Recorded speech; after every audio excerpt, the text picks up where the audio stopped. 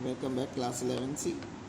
Children, last चैन पे हम लोग ने प्रिंसिपल ऑफ कंटिन्यूटी देखा था, जिसमें ये बताया था कि अगर कोई आइडियल लिक्विड किसी नॉन यूनिफॉर्म ट्यूब में से फ्लो कर रहा है, स्ट्रीम लाइन फ्लो कर रहा है, तो उस ट्यूब के हर एक पॉइंट पे एरिया ऑफ क्रॉस सेक्शन और लिक्विड की जो वेलोसिटी होता है, इन दोनों का प्रोडक्ट कांस्टेंट होगा।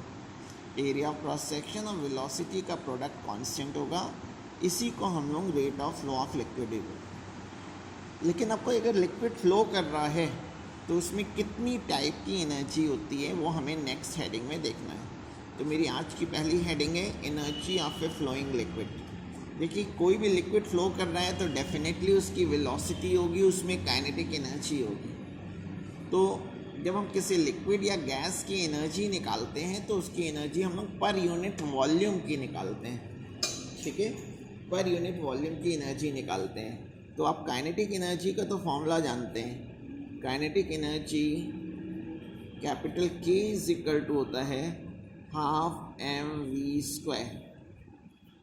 अगर मुझे पर यूनिट वॉल्यूम की निकालनी है, kinetic energy per unit volume, तो हमें वॉल्यूम से डिवाइड करना पड़ेगा।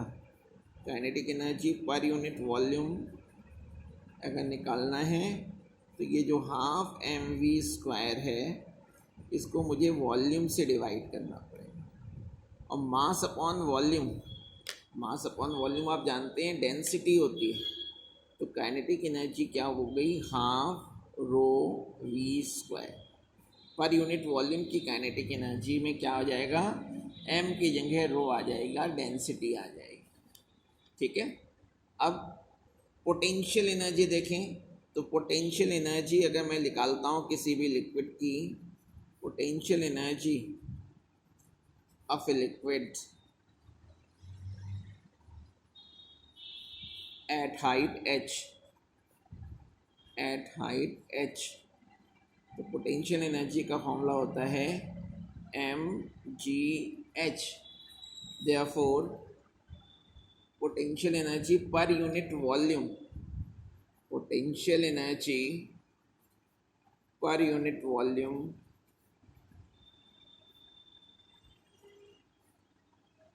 पर यूनिट वॉल्यूम निकालने के लिए क्या करेंगे कि इसको वॉल्यूम से डिवाइड करेंगे, m/v इंटू gh। और ये mass upon volume, mass upon volume जो होता है वो होता है डेंसिटी। तो इसमें फिर रख दिया तो ये ρgh आ गया, यानी जो फॉर्मूला mgh होता है उसकी जगह ρgh आ गया। अब pressure energy per unit volume का तो फॉर्मूला प्रेशर को ही कह देते हैं। अगर हमें pressure energy per unit volume निकालना है, pressure energy per unit volume, per unit volume, तो इसका मतलब है कि मैं प्रेशर की बात कर रहा हूँ। तो प्रेशर एनर्जी का तो फॉर्मूला P ही हो जाएगा, यानी इसको प्रेशर एनर्जी को PE लिख दो तो इसकी वैल्यू P के बराबर हो जाएगी। और चिल्ड्रन, हम लोग law of conservation of energy पढ़ते रहते हैं। Law of conservation of energy में हम लोग कहते हैं कि हर एक पॉइंट पर काइनेटिक एनर्जी और पोटेंशियल एनर्जी का सम कांस्टेंट रहता है। या एक और सिंपल पढ़ रखा है कि energy is neither create not destroyed. अच्छा, लिक्विड के लिए, फ्लोइंग लिक्विड के लिए law of conservation of energy proof किया था बर्नौली ने। ठीक है, बर्नौली ने प्रूफ किया था। और जो थ्योरम उसने दी थी उनको हम लोग बोलते हैं Bernoulli's theorem, Bernoulli's theorem.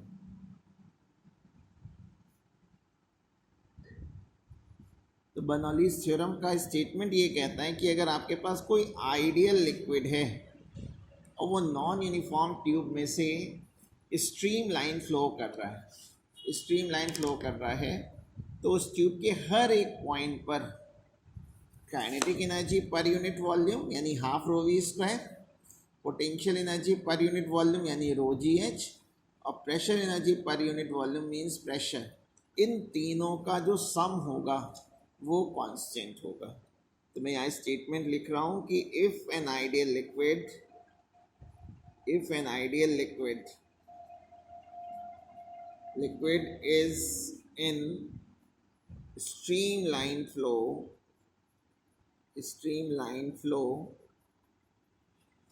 through a non-uniform tube, through a non-uniform tube, then at every point of a tube, then at every point of a tube, the sum of kinetic energy per unit volume, potential energy को PE नहीं लिख रहा हूँ, क्यों? क्योंकि pressure energy को भी फिर आप पी लिख देंगे। Potential energy per unit volume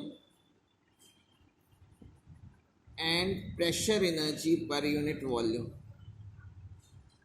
pressure energy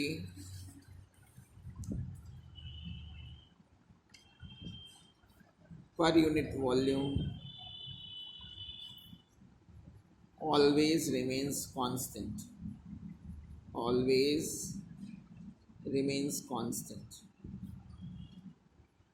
ठीक है, यानी काइनेटिक एनर्जी, पोटेंशियल एनर्जी और प्रेशर एनर्जी जो पर यूनिट वॉल्यूम की होगी वो हर एक पॉइंट पे कांस्टेंट रहेगी।